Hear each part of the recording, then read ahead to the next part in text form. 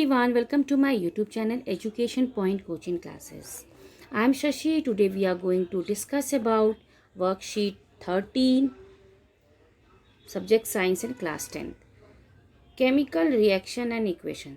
This is the topic for today's worksheet. So you can see here you are going to learn about balancing the chemical equation. कैसे हम किसी भी chemical equation को balance करते हैं. Chemical equation क्या है ये हमने अपने वर्कशीट में पढ़ा था. ठीक है, तो यू कैन सी दैट कुछ लॉ ऑफ कंजर्वेशन ऑफ मास है. पहले इसके हम जानेंगे what is the law of conservation of mass. Matter can neither be created nor be destroy.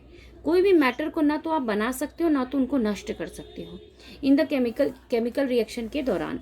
So the number of atoms of the element involve in the chemical reaction should remain same and the reactant and product also.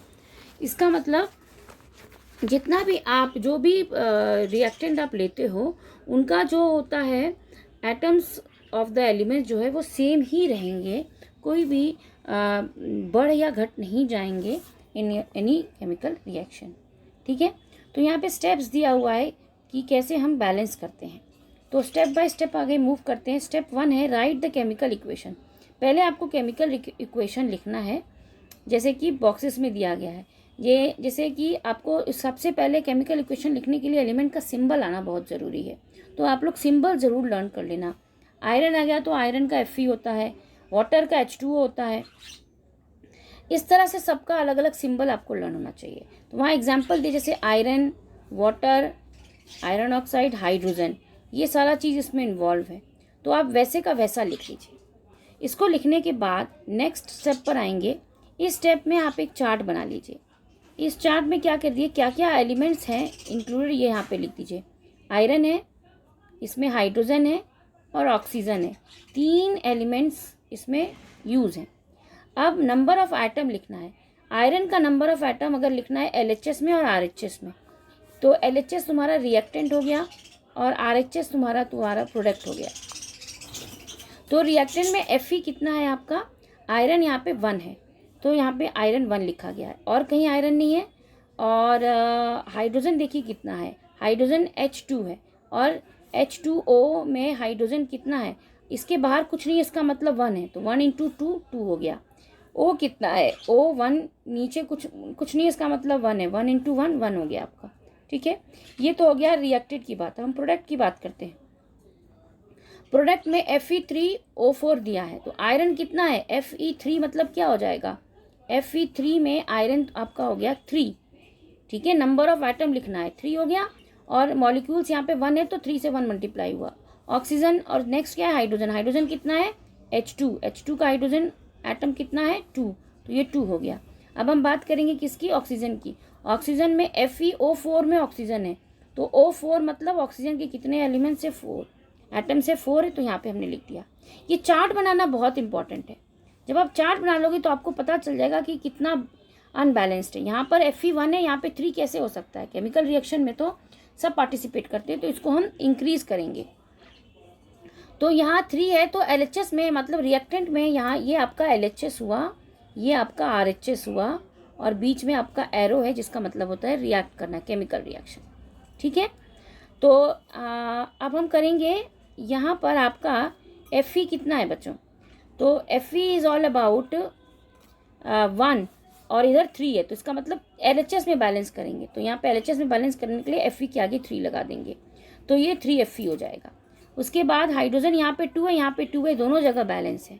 ठीक है, और oxygen यहाँ पे 1 है, यहाँ पे 4 है, इसका मतलब ऑक्सीजन रिएक्टेंट में बढ़ाना पड़ेगा. तो ऑक्सीजन को 4 करने के लिए यहाँ पे H2O, ऑक्सीजन O है तो यहाँ पर हम क्या कर देंगे, अगर हम इसके आगे मॉलिक्यूल 4 कर दें तो 4H2O कर दें तो O हमारा 4 × 1 कितना हो गया, 4 हो गया. तो ये तो बैलेंस हो गया, लेकिन जैसे ही हमने यहाँ पे 4 बनाया हमारा हाइड्रोजन डिसबैलेंस हो गया. हाइड्रोजन अब कितना बन के हो गया, 4 × 2 = 8 हो गया. अब इस साइड हाइड्रोजन हमारा 2 नहीं 8 हो गया. जब ये 8 हो गया तो इसको भी हमको 8 करना पड़ेगा. प्रोडक्ट में 8 करने के लिए हाइड्रोजन कहाँ है, यहाँ पर है और यहाँ पे हाइड्रोजन में 2 है तो अगर यहाँ पे 8 करने के लिए 4 लगा देंगे तो 4 × 2 = 8 हो जाएगा. तो इस तरह हमारा Fe के आगे 3 मल्टीप्लाई हो जाएगा, H2O पे 4 और हमारा बैलेंस्ड हो गया इक्वेशन। बहुत ध्यान से हमको ये करना है, ये सारी चीज़ों का इन स्टेप फॉलो करते, एक एक स्टेप फॉलो करते हुए आपको आगे बढ़ना है। यहाँ आपने क्या किया, मैक्सिमम नंबर और जो भी इक्विवेलेंट किया, उसके बाद लास्ट स्टेप में आप पहुँच गए। ठीक है, इज नॉट, उसके बाद आपका फिफ्थ स्टेप क्या बताता है? फिफ्थ स्टेप बताता है कि आपको इनका फिजिकल स्टेट भी लिखना है। जैसे कि आयरन, आयरन क्या है आपका, आयरन सॉलिड स्टेट में पाया जाता है तो आयरन एस हुआ। वाटर आपका गैसियस स्टेट में पाया जाता है तो जी हुआ। और Fe सॉलिड स्टेट में FeO4 तो S लिखो। गैस है तो हाइड्रोजन गैस है तो G लिखो। तो मतलब ये आपके पास यहाँ पे आप देख सकते हैं, आपको यहाँ मेंशन है अच्छे से कि अगर ये स्टेट हो तो क्या लिखना है। सॉलिड स्टेट में S लिखना है ब्रैकेट में, स्मॉल ब्रैकेट में लिक्विड में L लिखना है, एक्वस स्टेट तो आपको AQ लिखना है, गैसियस स्टेट है तो G लिखना है। ये state of reactant and product है। बैलेंस करने के बाद ये सब होना चाहिए, कंप्लीट बैलेंस इक्वेशन आपका हो जाता है। ठीक है, क्लियर हो गया। अब हम इससे रिलेटेड जितना हम प्रैक्टिस करेंगे ना बेटा बैलेंस इक्वेशन का, हम उतना ही कर पाएंगे। पहला क्वेश्चन है कि name the state and law which is kept in the mind when we balance a chemical equation. Balance करने के लिए क्या चीज़ों को हमारे दिमाग में रखना चाहिए। आपने जो केमिकल इक्वेशन बैलेंस किया तो आपने देखा कि कुछ चीज़ों को हमको माइंड में रखना है। तो क्या चीज़ें हम माइंड में रखेंगे? तो when we balanced a chemical reaction, law of conservation of mass state के अनुसार the matter can neither be created not destroy, हमने पढ़ा था इन अ केमिकल रिएक्शन। सो हमें नंबर और item of element involve in the chemical reaction should remain the same. इस बात का ध्यान रखना है। At the reactant and product side, दोनों साइड, रिएक्टेंट के साइड मतलब जो LHS में है, प्रोडक्ट का साइड मतलब जो RHS में है, इन दोनों में हमें number of items of element जो इन्वॉल्व है वो रिमेन सेम होना चाहिए। इस बात का ध्यान रखना है। ठीक है, और ऐसा क्यों करना है? Because of law of conservation of मास हमको ऐसा करने के लिए कहता है। ठीक है बच्चा, okay. Now let us move to the next question. In next question you can see that you have to write the balanced chemical equation for the following. आपको नीचे G पार्ट तक दिया हुआ है, G पार्ट तक आपको balance chemical equation लिखना चाहिए। बेटा केमिकल इक्वेशन बैलेंस करने से पहले आपको केमिकल इक्वेशन लिखना है। इसके लिए मैंने आपको पहले बताया हर एक का सिंबल याद होना चाहिए। जिंक है, जैसे यहाँ पे लिखा है ए zinc react with silver nitrate, zinc का सिंबल याद होना चाहिए, सिल्वर नाइट्रेट का सिंबल याद होना चाहिए। जिंक नाइट्रेट और सिल्वर जो भी इसमें एलिमेंट या कंपाउंड है उनका अगर आपको सिंबल कैसे लिखते हैं, केमिकल फॉर्मूला नहीं याद होगा तो आप इक्वेशन नहीं लिख पाएंगे। और केमिकल फार्मूला पहले याद कीजिए, जब इक्वेशन बन जाएगा तो हम उसको बैलेंस भी कर देंगे। ठीक है, तो चलिए वन बाय वन लेते हैं। पहला है आपका कि zinc, it is mention that zinc is react with silver nitrate. तो जिंक आपका क्या हो गया? Zn, रिएक्ट मतलब प्लस सिल्वर नाइट्रेट 2AgNO3, मैं डायरेक्ट बैलेंस लिख रही हूँ। AgNO सिल्वर नाइट्रेट होता है और रिएक्टेंट के बाद क्या बन रहा है? It produce zinc nitrate. Zinc nitrate मतलब ZnNO3 होल ट्वाइस, ये हो गया जिंक नाइट्रेट। प्लस क्या निकल रहा है? Silver 2Ag। हमने ये बैलेंस्ड इक्वेशन यहाँ पे लिख दिया। जिंक इसके साथ रिएक्ट करके ये बना रहा है, ये 2 जो लगाया है ये बैलेंस्ड करके इक्वेशन किया गया है। ठीक है, क्लियर हो रहा है आपको?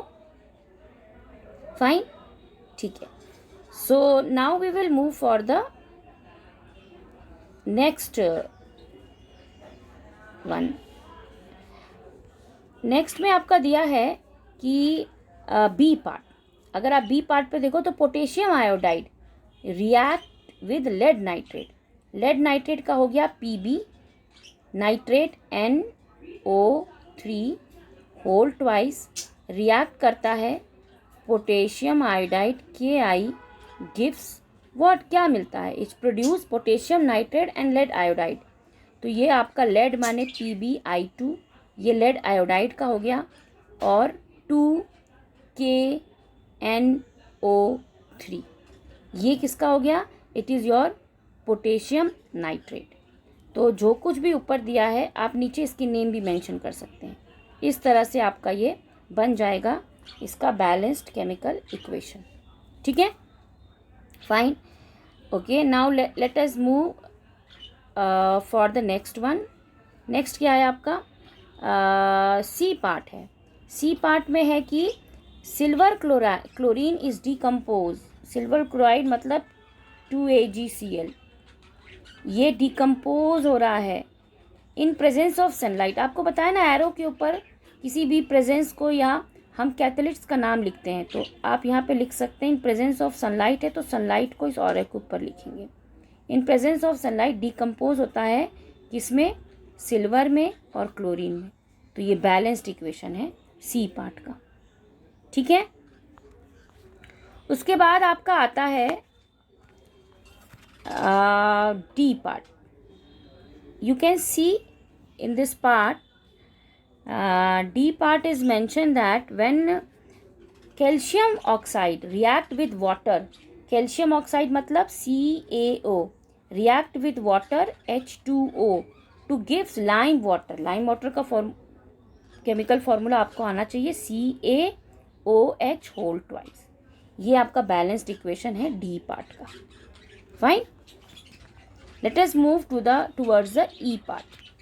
When you look at to the E part, you will find that it is written that sodium hydroxide. Sodium hydroxide means NaOH. React with hydrochloric acid 2HCl. ये मैं बैलेंस्ड लिख रही हूँ। React with hydrochloric two gives का arrow हो गया sodium chloride. Sodium chloride means NaCl है। NaCl sodium chloride and water, तो वाटर का आपका हो गया प्लस H2O। ये केमिकल इक्वेशन है आपका इसका। ठीक है, ई पार्ट का। Now let us move to the F part. F part में you can see that F part dilute hydrochloric acid is added to copper oxide. Dilute copper oxide means CuO. copper oxide को dilute hydrochloric acid के साथ जब हम react करते हैं तो क्या बनता है? It gives green color copper chloride. copper chloride का क्या होता है? CuCl2. copper chloride plus water का H2O। तो ये आपका F पार्ट का बैलेंस्ड केमिकल इक्वेशन हो गया। Fine, now let us move for the last one. तो लास्ट आपका मेंशन है कि you can see that it is G part. Solution of barium chloride. तो बेरियम क्लोराइड क्या हो गया? BaCl2 एंड सोडियम सल्फेट, इन दोनों का सोल्यूशन। तो सोडियम सल्फेट मीन्स Na2SO4।